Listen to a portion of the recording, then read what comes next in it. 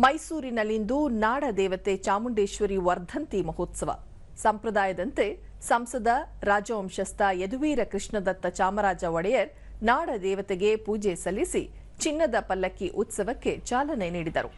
ಈ ವೇಳೆ ರಾಜವಂಶಸ್ಥರಾದ ಪ್ರಮೋದಾದೇವಿ ಒಡೆಯರ್, ಶಾಸಕ ಜಿಟಿ ದೇವೇಗೌಡ ಮತ್ತಿತರರು ಉಪಸ್ಥಿತರಿದ್ದರು. ವರ್ಧಂತಿ ಅಂಗವಾಗಿ ನಾಡದೇವತೆಗೆ ವಿಶೇಷ ಪೂಜಾ ಕೈಂಕರ್ಯಗಳನ್ನು ನೆರವೇರಿಸಲಾಯಿತು. ಚಿನ್ನದ ಪಲ್ಲಕ್ಕಿಯಲ್ಲಿ ಉತ್ಸವ ಮೂರ್ತಿಯನ್ನು ಪ್ರತಿಷ್ಠಾಪಿಸಿ ದೇವಸ್ಥಾನದ ಸುತ್ತ ಮೆರವಣಿಗೆ ಮಾಡಲಾಯಿತು.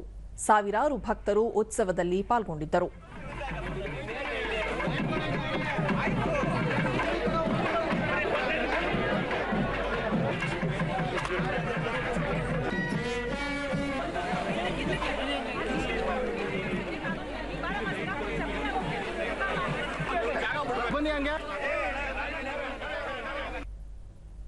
ಯದುವೀರ ಕೃಷ್ಣದತ್ತ ಚಾಮರಾಜ ಒಡೆಯರ್ ಉತ್ಸವ ಸಂದರ್ಭದಲ್ಲಿ ನಾಡಿನ ಜನತೆಗೆ ಆರೋಗ್ಯ, ಶಾಂತಿ, ನೆಮ್ಮದಿ ಕರುಣಿಸಲು ಸಂಕಲ್ಪ ಮಾಡಿರುವುದಾಗಿ ತಿಳಿಸಿದರು. ಅವರ ಆಳ್ತಾ ಇರುವಂತಹ ಸಮಯದಲ್ಲಿ ಉತ್ಸವ ಮೂರ್ತಿಯನ್ನು ಸ್ಥಾಪಿಸಿದ್ರು. ಇದು ಅವರ ಪಂಚಾಂಗದ ಪ್ರಕಾರ ಹುಟ್ಟಿದ ದಿನಾನೂ ಕೂಡ.